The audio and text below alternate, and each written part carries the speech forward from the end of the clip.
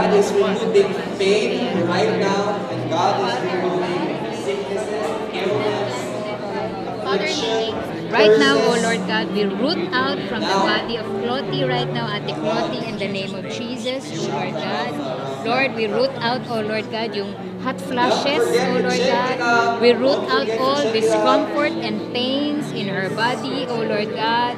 Lord, we pray that you will purify her blood, O Lord God. Your blood, O Lord, flows, O Lord God, in her bloodstreams and cleanses her body of all sickness, of all disease, of all discomfort, of all the itchiness, O Lord God, hot flashes, weakness, O Lord, malay, O Lord God, from her body in Jesus' name. In Jesus' name, O Lord God, I speak, O Lord God, life, O Lord, upon her. I pray, O Lord God, that her immune system, O Lord God, is strong, O Lord God.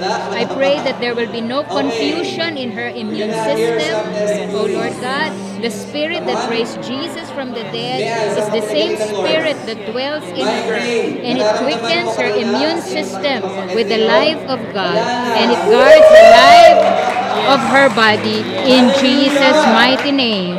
Amen. Amen. Amen. Yes, oh Lord. Thank you. Ano po na nararamdaman niyo, Ate Ko? Okay? Nakuha naman ako yung parang yung healed. Yung parang nawala yung aking... Ano po yung nawala? Yung kanina mahina yung katawan ko. Parang malakas. Lumakas ang katawan mo. Lumakas. Oh, thank you, Lord. Salamat. Ano pa? Ano pa? Kasi sabi niyo, parang...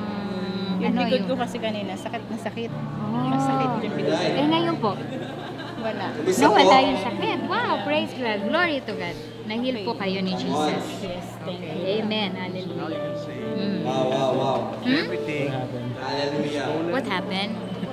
Well, she was feeling, malay, weakness all over her body, and then Sino po dito yung pinag-pray ng itchiness. healing, taas ng kamay? And so Pinag-pray ka ng healing tumayo ka kanina. I prayed for her. At alam mo, I prayed, pinaling ka ng Lord. and direct Naramdaman ng mo. prayer ko is doon sa immune system niya, to strengthen her immune system and yung kanyang bloodstream. Ano ba yung...